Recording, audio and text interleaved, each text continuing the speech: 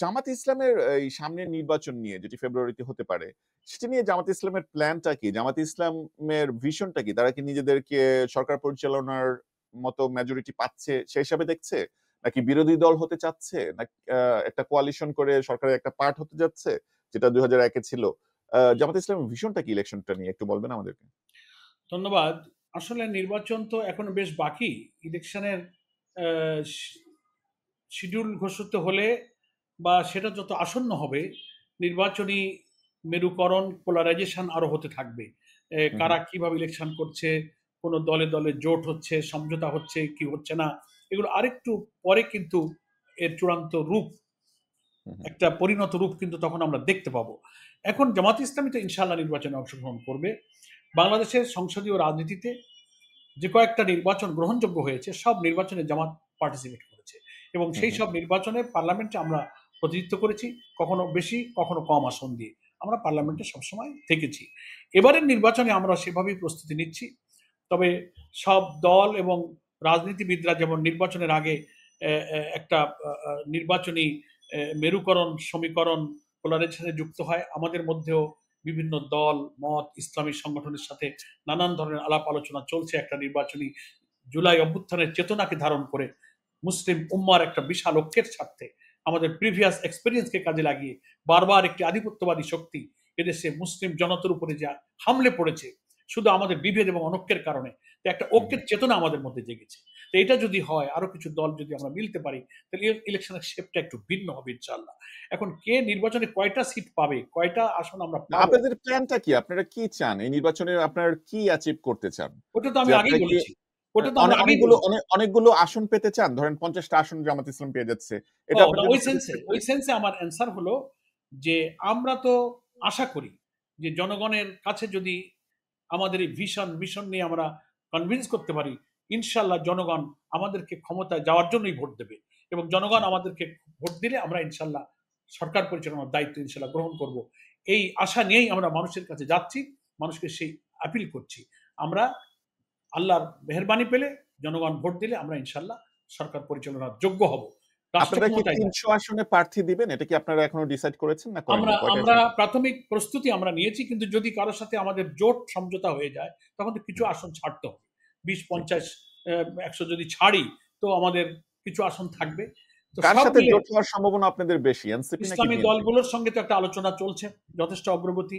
এছাড়া আরো অন্যান্য কিছু ছোট ছোট বড় দলগুলোর সাথে আলোচনা চলছে। সবটা এক্ষুনি আমরা প্রকাশ করতে চাচ্ছি না, ইন্টারনাল ইনডোর আলোচনা অনেক চলছে। আমরা আশা করছি নির্বাচন নিয়ে তফসিল যত নিকটে আসবে, আমাদের এর পরিণত রূপ তত ইনশাল্লাহ প্রকাশিত হবে। সেজন্য ঠিক। আমরা নির্বাচনে জনগণ ভোট দেবে এবং ইনশাল্লাহ আমরা রাষ্ট্রের দায়িত্ব গ্রহণ করতে পারবো। তা না হলে আমাদের এত পরিশ্রম, এত রক্ত, এত স্বপ্ন বিফলে যাবে। তা নাহলে তো জি। আবার যে অতীত আমরা কালো যুগ ফেলে এসেছি, ওই কালো যুগে আমরা চলে যাব। এটি আমরা পাবলিককে কিন্তু বোঝাবার চেষ্টা করছি।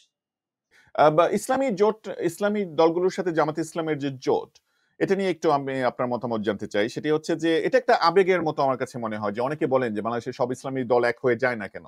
তারা অনেকটা সাদা চোখে দেখেন। কিন্তু এটার যে নীতি-গীতি আছে, যেমন ধরেন অনেক ইসলামিক জোট সংগঠন আছে বাংলাদেশে যারা রেসপন্সিবল না। তারা বৈশ্বিক বিষয়ে চিন্তা ভাবনা একটু কম করেন বলে আমার মনে হয়। তারা হঠাৎ করে ধরেন বাংলাদেশের জামাত ইসলামের সাথে এখন সব ইসলামিক দলের একটি জোট। জামাত ইসলামকে কিভাবে সেটা হেল্প করে একটু ব্যাখ্যা করবেন? ইসলামী দলের ভোট কয়টা? ধরেন এমন কি কোনো পাওয়ারফুল কিছু আছে যে ইসলামের দলগুলো এক হলে অনেক ভোট পেয়ে জামাত ইসলাম একটা শক্তিশালী কিছু হয়ে যাচ্ছে? সেটার বিপরীতে ইসলামী দলের কোন একটি ছোট ইসলামিক দলের একজন নেতা গিয়ে একটা হঠকারী যদি কিছু করে বসেন, বাংলা হবে আফগান, আমরা হব তালেবান ইত্যাদিতে স্লোগান দিলে দেখা যাবে যে সারা বিশ্ব মিডিয়া জামাত ইসলামকে ফোকাস করছে। এই যে দেখো জামাত ইসলামের সাথে তমুকের মিটিং হয়েছে, পরের দিন সে গিয়ে রাস্তায় স্লোগান দিয়েছে। তো ইসলামী দলগুলোর সাথে জোটকে এত গুরুত্বপূর্ণ ভাবে দেখতে হবে কেন জামাত ইসলামের? ভোটের রাজনীতি যদি হয়, ইসলামী দলের তো কোনো ভোট নাই। না, আমরা গুরুত্ব একটা কারণে দিচ্ছি যে আমরা তো সাফারার, ইসলামী শক্তি, ইসলামী দলকে যারা বিলং করি তাদের উপরে যে পরিমাণ জুলুম নির্যাতন হয়েছে, শুধু জামাত ইসলামী নয়, এখানে আরো অনেক আলেম ওলামা স্কলারদেরকে কিন্তু জুলুম করা হয়েছে, কারারুদ্ধ করা হয়েছে আলেম ওলামাদেরকে। সেজন্য তাদের মধ্যে একটা চেতনা এসেছে যে আমরা যদি বিভেদ এবং অনৈক্যের মধ্যে দিয়ে ডিভাইড থাকি, তাহলে আমরা কিন্তু অত্যাচারিত হব। ডিউ টু দ্যাট কজ তাদের মধ্যে একটা ঐক্যের চেতনা এসছে। সেকেন্ড হচ্ছে যে মুসলিম অধ্যুষিত জনপদের সাধারণ মানুষ কিন্তু চায় যে ইসলামকে তোমরা যারা বিলং করো, ইসলামী সমাজ এবং রাষ্ট্রের ধারণা তোমরা দাও, তোমরা বিভেদ কেন, তোমরা এক হও। তো এই চিন্তা চেতনায় হতে পারে ইসলামিক দলগুলো লিডারদের মধ্যে একটা বুঝ এসেছে। ভিন্ন ভিন্ন মত আমাদের মধ্যে আছে, 10টা দল হলে 10টা মত থাকে। ইসলামিক দল যে সব কোনো দলের ব্যাপারে কারো প্রশ্ন নেই, বিতর্ক নেই তা না, বিতর্ক আছে, ভিন্ন মতও আছে, কিন্তু ভিন্ন মত সহকারে ঐক্য, মুসলিম উম্মার কমন কিছু ইস্যুতে আমরা একটা সমঝোতার দিকে যাচ্ছি। যদি এই ঐক্য, এই সমঝোতা যখন এদেশের ভোটাররা, এই জাতি যখন দেখবে, তখন একটা ফ্লোটিং ভোট, কমন মুসলমানের একটা ঝোঁক আসবে যে না, ভালো মানুষগুলো, সৎ মানুষগুলো একটা দিকে চলে গিয়েছে। জি, তো ঠিক আছে, আমরা ধন্যবাদ আপনাকে এই বিষয়ে।